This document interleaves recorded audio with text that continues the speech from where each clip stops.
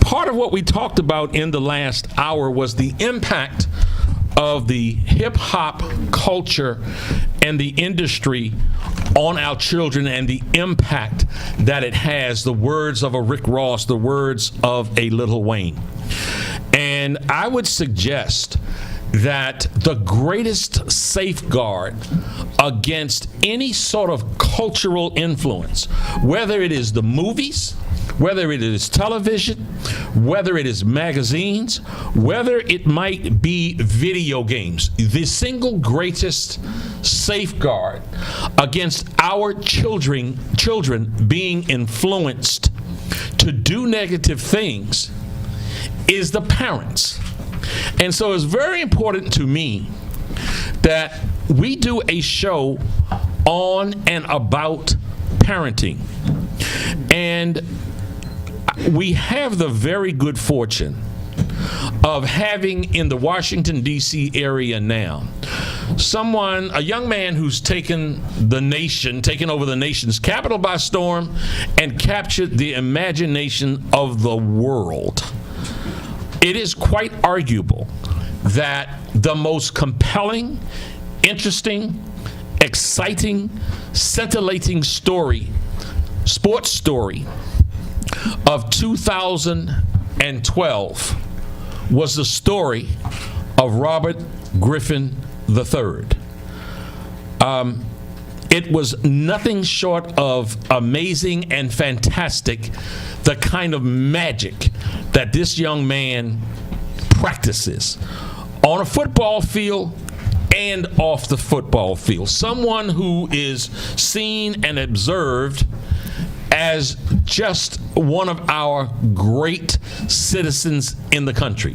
Well, how did he become that way? He became that way, and who was he most influenced by? And if you read anything about him, he is not hesitant at all about paying tribute to the incredible influence of his parents. His parents are here with us today in studio. I want to welcome Jackie and Robert Griffin to the Rock Newman Show. Thank you so much for joining us. Thank you for having us. Also with us is Dr. Sanjeev Sriram. Mm-hmm. Dr. Sriram is a Harvard Fellow, former chief resident at UCLA, at pediatrics at UCLA, and is currently working here in the Washington, D.C. area with children, with their parents, trying to make an impact, trying to keep it all together in this particular area. Let me, though, start by saying to Jackie and Robert Griffin, just to ask the question, how does it feel that this little kid that you put diapers on is now recognized as one of the most formidable athletes and personalities in the world? Can you just, how does that feel? Wow, that's huge. I would say we feel, blessed that, God gave us an opportunity to, to raise Robert, and our daughters, and He gave us the wisdom to basically deny ourselves once our children became, of this world. So, it's a lot to take into, and still trying to, find a happy medium there. Mostly focusing on Robert, but just making sure that he stay focused and respect the opportunity that God has given him. So we're very blessed that people do see Robert in a positive light. I want to take a moment to share that Robert and I had dinner on last Friday, and we found a lot of similarities. And in that conversation, there was what came out of that conversation was so much history that maybe many of you don't know. Mr. Griffin grew up in the 9th Ward in New Orleans. Yes, sir. He grew up in the 9th Ward, and he grew up with a determination to move beyond the 9th Ward. He grew up with a determination to make something out of his life. And it was a real testament of people having an individual will. Tell us, if you would, what prompted and spurred you to make a better life for yourself when so many around you, family and friends, met a demise? Well, I'll tell you, start with my mom. She gave us a vision, and my dad made sure that we followed what my mom told us. And as I began to mature, really early on, from kindergarten to about 3rd grade, I'm reading all these books. We're getting all these books in time, and they talk about the world, areas that I didn't see in New Orleans. So about 8 years old, I realized that I was not going to live in New Orleans, and the environment, it was very volatile. The people with maladaptive behaviors that really was a demise to our community. And as I saw that, I had fear out there at 8 years old, going to school and seeing people get shot, seeing the drugs and stuff at every corner. So I knew for me, that wasn't what I wanted to aspire to. And I began to set myself on a course to leave New Orleans. And all of New Orleans wasn't like that, but the area where I grew up in was like that. So that was important for me. Let me ask Ms. Griffin, where did you grow up, and what were the circumstances of your youth? I grew up around the City Park area of New Orleans, downtown New Orleans, well, maybe the center of New Orleans. Graduated from St. Mary's Academy, and our backgrounds are a little bit different. I grew up in a nicer neighborhood, but my determination, as my husband's, was the same.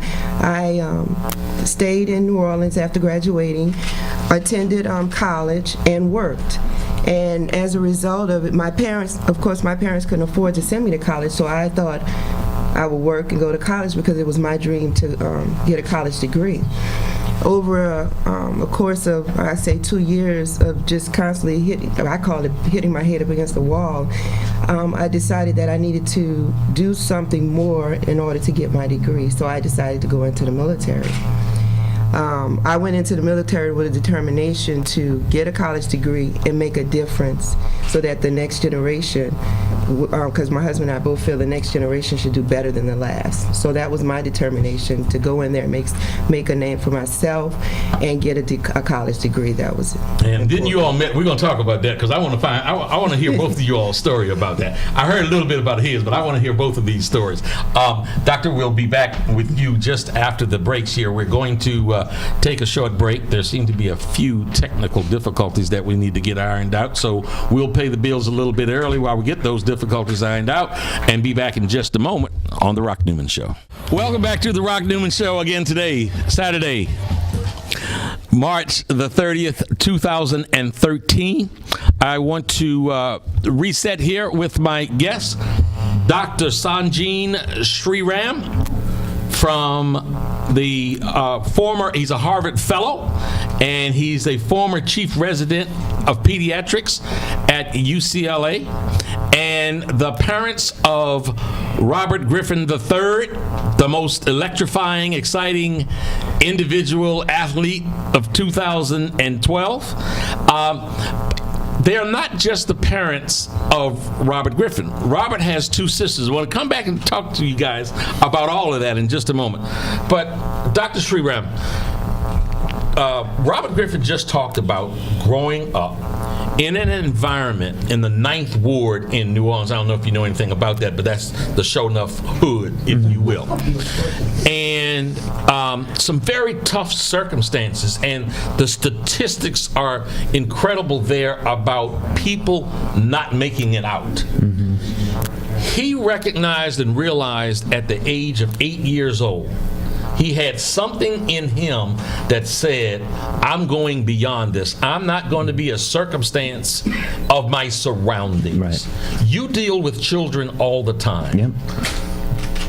what gives one child, that kind of initiative to go beyond and absolutely not become a victim of their circumstances while so many succumb? Yeah, I think it's a very tough question, and I take care of children here in Ward 8, in Washington D.C. A lot of kids who live here in Anacostia, and their circumstances are very similar. They're exposed to a lot of the same things that you were talking about, sir, and so and I'm faced with these kinds of questions from parents, from the children themselves as they start to kind of grow up and become more aware of their surroundings, and to tell you the truth, I think what's interesting about the last hour of the program and what we're talking about now is how they're connected. Yes. And what I learned from the last hour is the importance of actually what we could have learned from Spider-Man comics, that with great power comes great responsibility.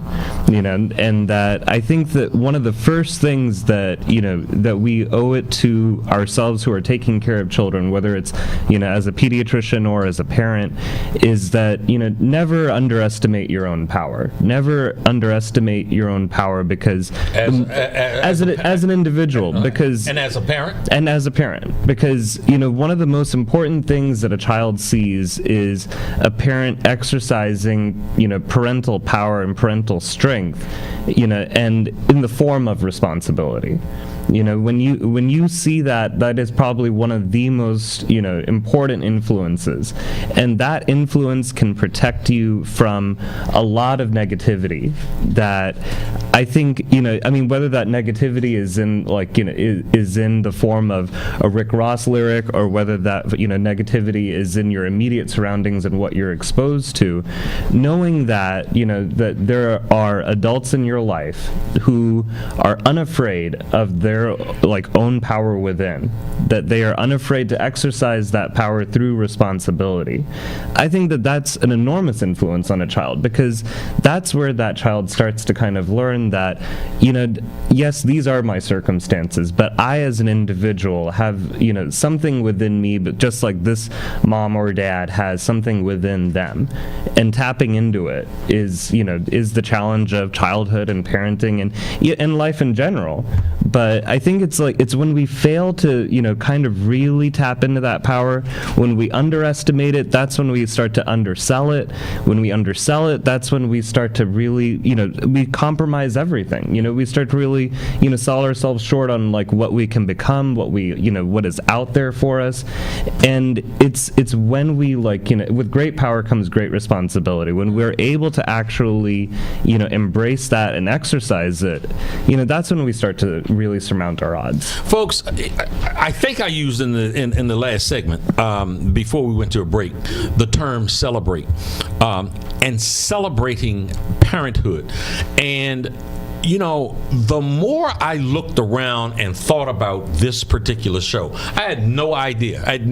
These are one of the incredible attributes one of the many incredible attributes of Mr. and Mrs. Griffin is they are people of deep humility, people of deep faith and of deep humility, who I know have a certain sense of having discomfort about applauding themselves or talking about themselves. So I didn't know if they'd come on the program. I really wished that they would, because when you talk about celebrating parenthood and an example, and the doctor here really articulates talking about knowing your power and your ability to influence your offspring, knowing your ability to rise above your circumstance. Okay, so we talk about that here. What is an example of that? And an example of that, who I think that we should applaud. We hear so much about the lack of parenting in our communities, and really communities across the board. But here's an opportunity, and I'm just going to keep on using that word because I am just so utterly impressed about their journey, and their journey represents a journey that you all can take. They are an example that we all can draw from, that if they came out of the circumstances that they came out of, that you too can arrive, you too can achieve what they have achieved. Now, he talks about recognizing your power. What was it in your circumstances, Robert, that made you have the sense of self-sufficiency, that you looked out at a world and said, no matter what I'm looking at, how high the hurdles are, how deep the valleys might be, I'm rising above this? Where did that come from? Well, I'll tell you, introduction to faith, very early. I think I probably knew Jesus before I knew the alphabet. I think that my mom and dad, they poured a lot into us. You know, my dad, and I explained that to you. I don't want to get deep into a few things my dad was able not to do, but he always poured something into us. He always told us things that he wasn't able to get done for himself, because it was a sacrifice for him. And then my mom, them two together, you know, giving us a vision that we had to do better than the circumstances that they was given.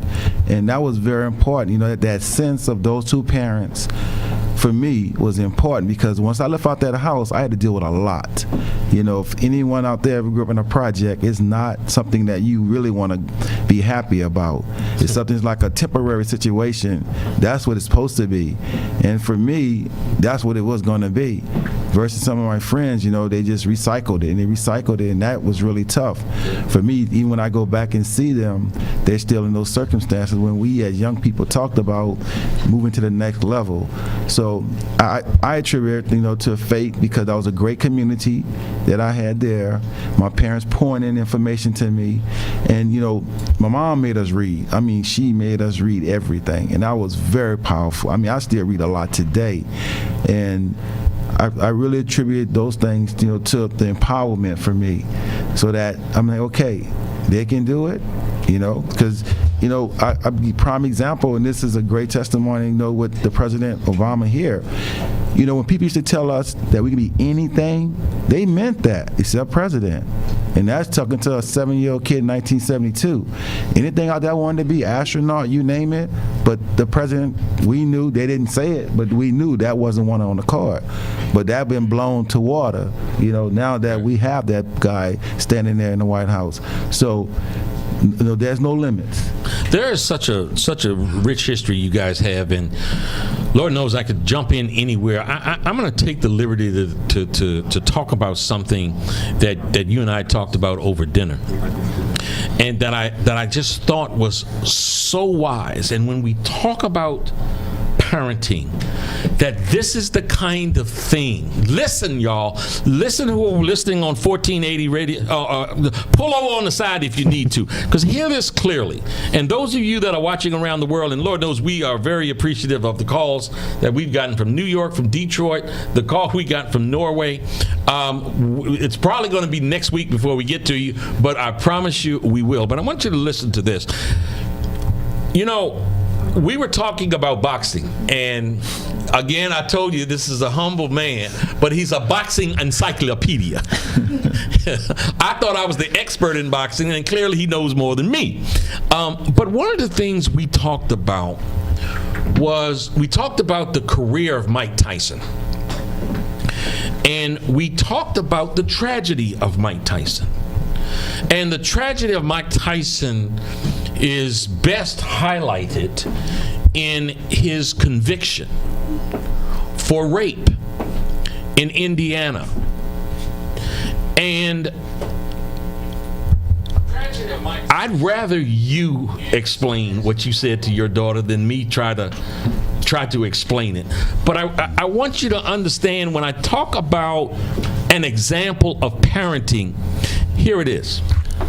Well, once Mike Tyson was accused and then convicted of rape, I brought my two daughters in. They were very young, and I explained to them, because, you know, this was all over the television, that personal responsibility, we don't know what occurred in that particular room, what were the circumstances, but a young lady should never go to a man's, you know, room, house at, you know, 1 or 2 or 3 o'clock in the morning, because it's sending a message.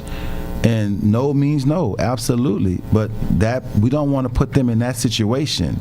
And we made sure we really honed in on that, because whatever occurred, we don't know. He was convicted, and you see him, he really felt he didn't do anything.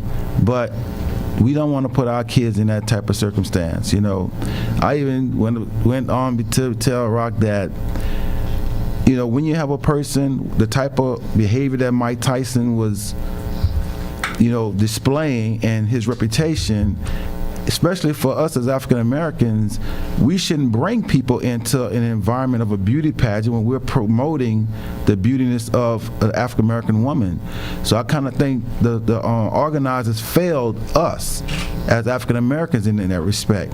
And then this thing happens, and it's like, okay, Mike has a reputation, which he basically was convicted on, and this young lady, the amount, whatever happened, is scarred. So there was, so there was responsibility beyond just Mike Tyson. And you know what? Those things make sense, folks. And the idea of parenting, although it's maybe one of the most difficult jobs in the world, when you give care and concern, and as you said, strength and direction, the best you can do is to give the best that you can give. Then it's a lot of individual choices that have to be made by those that you're giving it to. Now, let me ask you about your daughters. What was it, what sort of message and mission? I'll stay more with message. Having seen the world in the military, what was some of the main messages that you as their mom wanted to impart to them? Well, one of the main ones was to their foundation in Christ. I thought that was very, very important because it was very important for me. I wanted to let them understand that there was nothing that they couldn't do because of their faith in God. But then also I wanted to be an example. We're parents that believe, not those, the parents that say do as I say do, but don't do as I do. Mm-hmm. So we felt that if I showed them an example of a woman, the best that I can, not perfect, but an example of a woman, then they will follow. So I was careful about everything that I did. We didn't go to parties. We didn't go out party. We didn't drink. Didn't allow alcohol in our homes. They never saw me come in or go out after 10 or 11 o'clock at night. So I just felt that showing them, not just saying it, but showing them an example of what a woman should do and say and act like was very important. And also the guidance. I wanted to make sure that they could come to me and talk to me about anything, but also know that their dad and I were a team. So anything that they disclosed to me, he would know about. Right. So they knew Could never play. No, we're not going to do that. We're not going to play one against each other. So if you can feel free to come to me, but know that as soon as we finish our conversation, I will let your father know what's going on, because we're a team. And over the years, the kids continued to come to me, and they knew that I was going to go to their dad and tell them what was going on. But I think they felt safer telling me, and then letting me lay the bowl on dad, and then he could come in. So now I'm gonna tell a secret. So now I'm gonna tell a secret that was supposed to be a secret that ain't a secret no more. And that particular secret was, we had arranged for them to call in today, and it was supposed to be a secret. But one of them told him. And Papa didn't want no surprise. And he didn't want no secrets. It's not a secret that we've got to go to a break, and I can't wait to get back to talk to these wonderful people who are my guests here on The Rock Newman Show.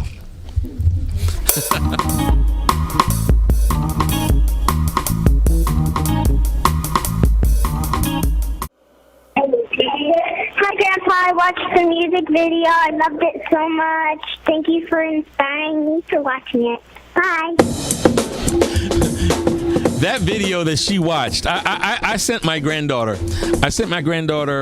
Who is 9 years old, and the video that was done, what was that, 1980, in the 80s, We Are the World. And I sent her the song. And the lyrics that were attached to it. And it's talking about we are the world. We are the children. and we need to do better amongst ourselves. So that's the video that she was referring to. She's a big Michael Jackson fan. We Are the World, good doctor. Before we went to break, both Mr. and Mrs. Griffin talked about their obligation and sense of responsibility. Man, would the world be a better place if we had more Mr. and Mrs. Griffin? But what I really appreciated was the simplicity of it. Yes. One of the best things that I've ever heard from, the pediatricians who trained me in pediatrics was that, for children, long before they care what you think, they have to think that you care, And the most, powerful thing for them is to... Excuse me, again, this is live radio, so this is the stuff we have to do on live radio. Okay. Everyone in the audience, please don't say anything. Thank you very much. Okay.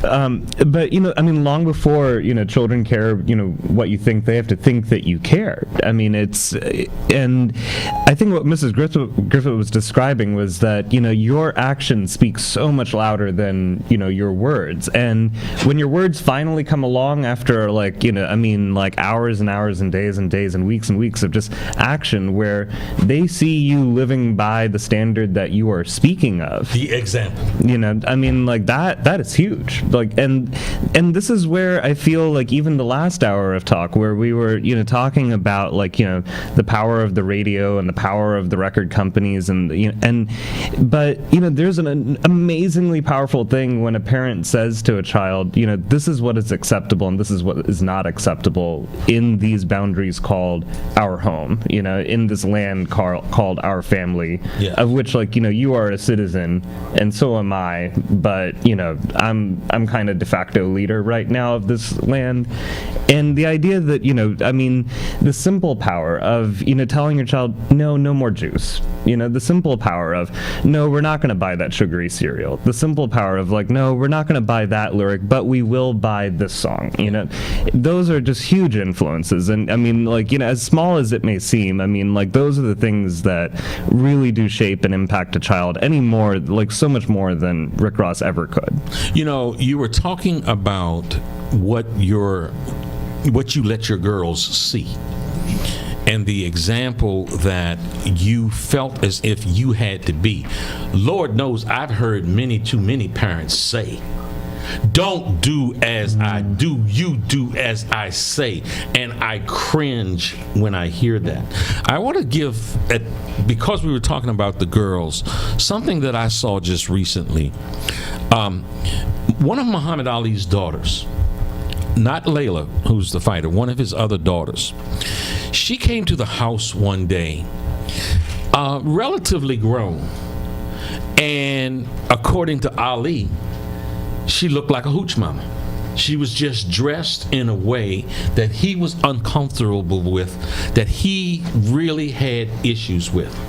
And he sat her down and he spoke to her and he said, and women who are out there listening, men who are out there listening, listen up.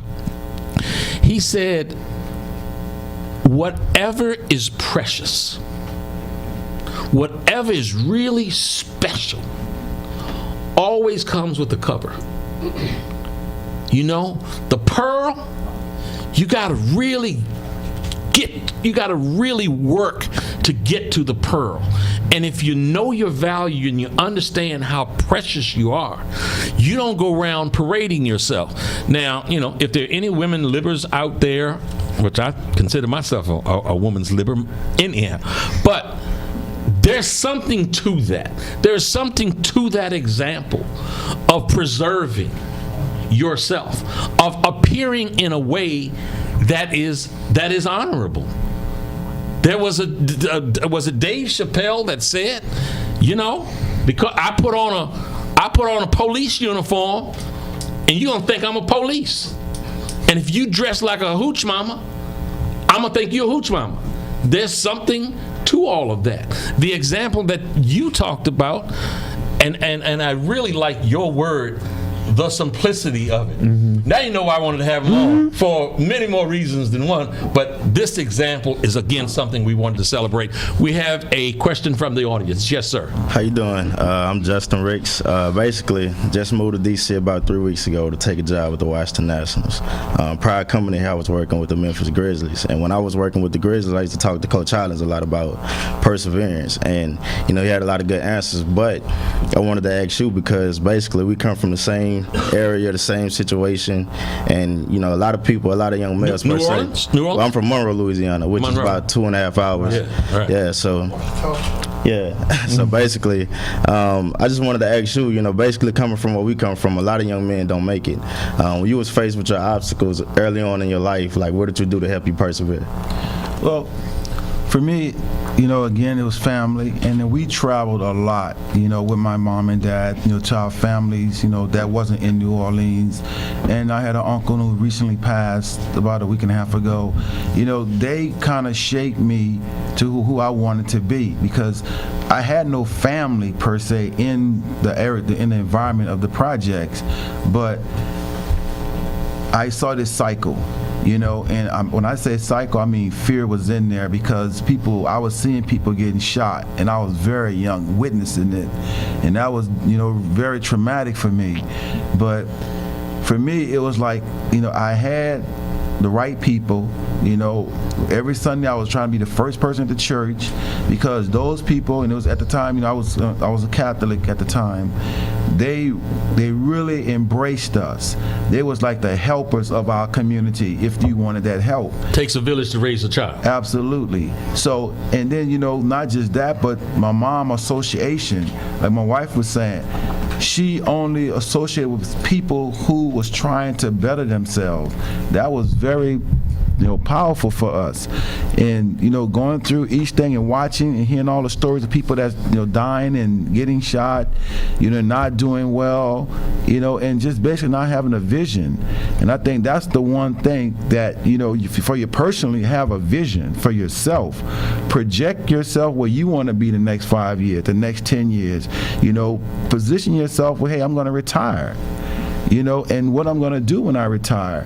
I think that really helped me. So as I started plotting my course, to get through, running from the bus stop, like, a half a mile to my house, because I didn't want to get caught by these guys that was pulling people into their associations, and I was getting home really late from basketball practice. So all those things just motivated me, and I just kept and I pressed forward, and when I had the opportunity to get completely out that environment, I joined the military. You ran track before you ran track. Oh yes, thank you. In studio is Dr.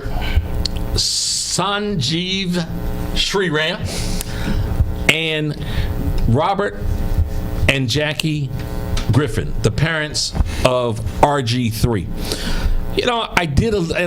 I'm not one of those that does a lot of research. I like to try to conduct these interviews as organically as I can.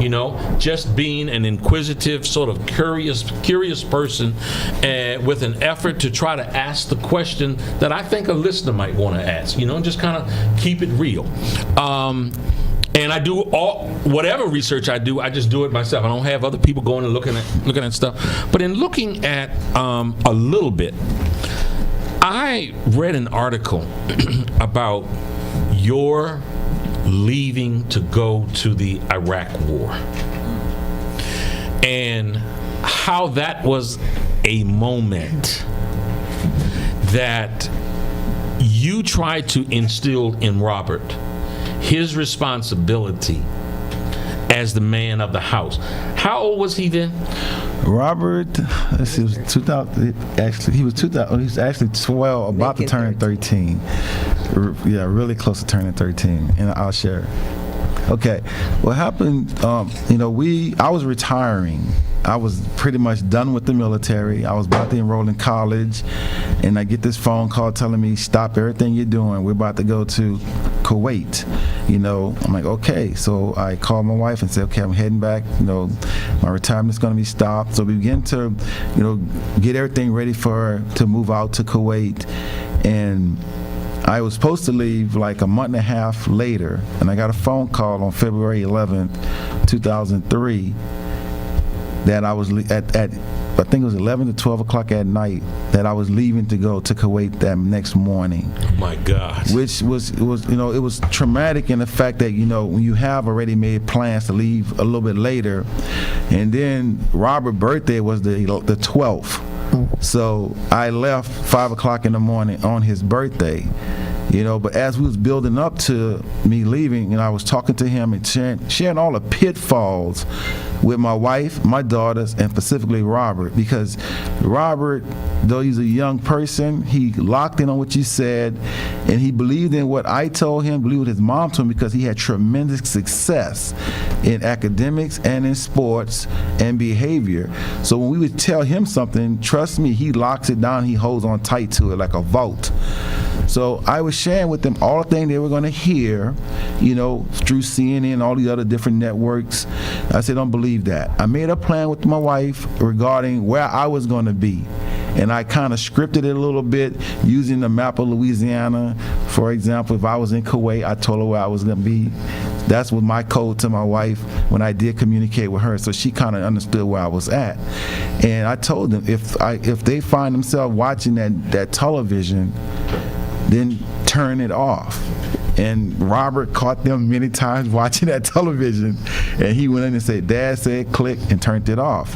And I was sharing with him, some of the responsibilities, because, when you're going to war, it's serious business. I would share with you, when they say war is hell, I can tell you they're absolutely right.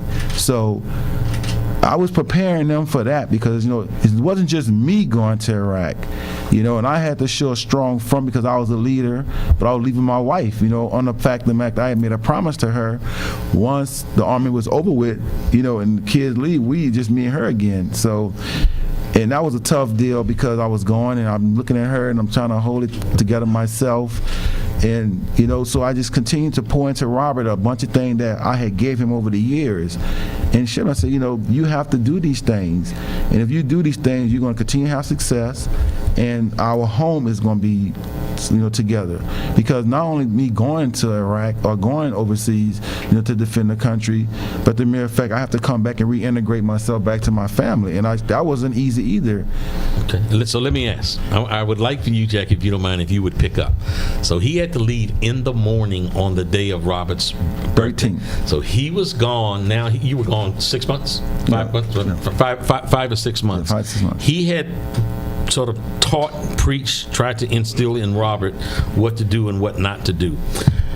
How did the guy who is, has become everything to people in this region, how did he act as a 13-year-old during those 6 months? Tell us about that. Well, he held close to everything that his father, all his instructions, as he always did. And he made sure that we complied, because he enjoyed the fact that his dad told him that he was the man of the house while he was gone. Hallelujah. And so he not only maintained all our expectations, but he exceeded them. He did, he was already an A student. He made sure that he continued that and went beyond that. Academically, athletically, he kept striving, because when we would talk, he would always say, when Dad comes back, I want him to be proud of me. And the conversation in our household was always a positive one, but that's because of our Christian background. No matter what anybody told us, one day I remember in church someone said, well, what are you going to do if your husband doesn't come back? And I said, well, my husband's coming back, so that's really not a plan for us. We're planning what we're going to do when he gets back.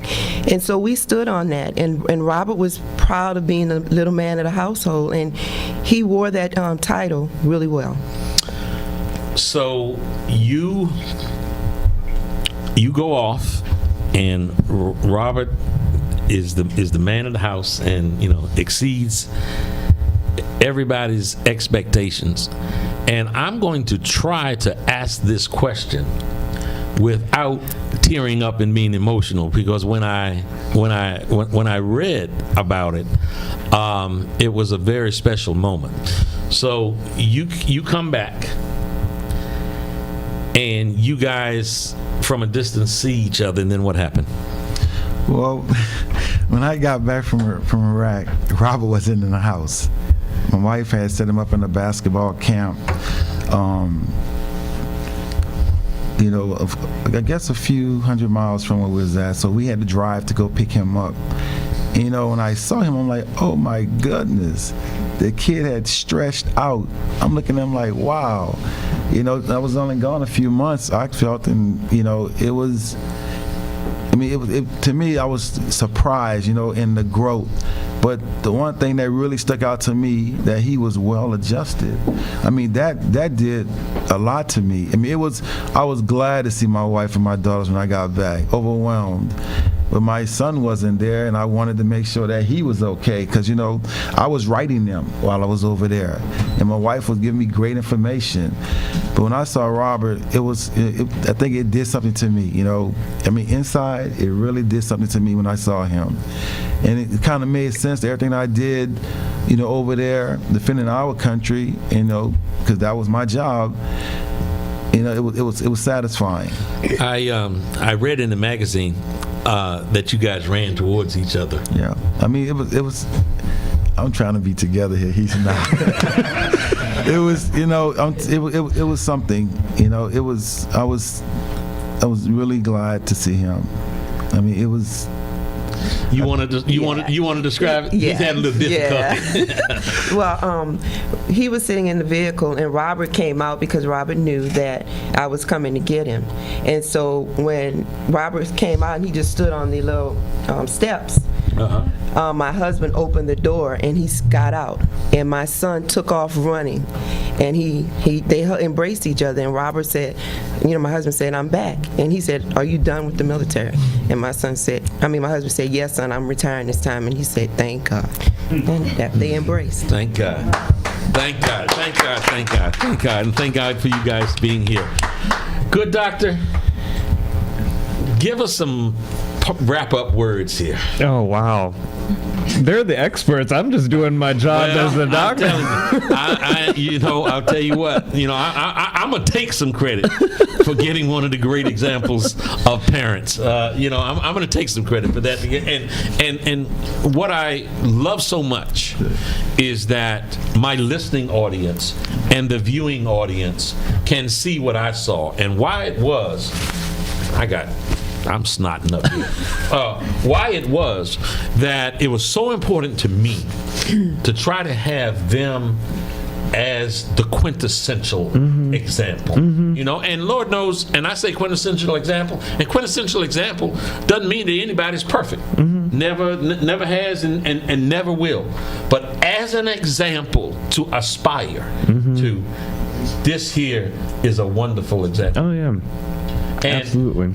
So now tell us where you are in the work that you're doing, because this hour has gone by so fast. I haven't been able to get into a lot that I wanted to get into, but if you can give us, we got a couple of minutes. Okay. I work for Children's National Medical Center. I'm positioned here in Washington D.C. I'm actually up both of the intersections of the studio. I work up at Good Hope Road, and I'm down at Martin Luther King Jr. Avenue, and I love being a pediatrician here. And I think that what's so inspiring about just hearing the story is that, working with children living in such, tough circumstances, you start to kind of question and wonder, how are kids going to make it? I see all of this, just because I take the bus to work, I don't have a car. So, I'm exposed to everything that they're exposed to, but, it really makes you wonder, how do they make it? How does anybody make it? And, hearing this story, this is how. This is the how. Absolutely. And I know I started my little segment saying that with great power comes great responsibility. And I think that, it's one of those things where it just speaks volumes to see people with just tapping into that power, it might be small, it might not seem like much, but it's yours. Yeah. It is yours. And I think that that's the beautiful thing about the story, is just that, I mean, you're looking at like that everyday power doing like, extraordinary things. And, I think we owe it to each of ourselves not to underestimate it. Well, I'll tell you something. It is certainly not something that, I underestimate. And as someone, I consider myself, I grew up in this area. I consider myself a son of the soil of the DMV. And I recognize and pay tribute to and honor you guys for coming here, for your son playing here and inspiring a region, and for the inspiration that today you have given to my listening audience and to my viewing audience. And on behalf of the entire region, to say thank you for the example that you obviously have always been, and thank you for being a part of our community. We love you guys, and we just welcome you here with so much open arms, and thank God for you all showing up today. Folks, we got to wrap it up right there. This is 3 hours that went by in a blur. We'll see you the next time around, same place, same time. God bless. Rock Newman Show.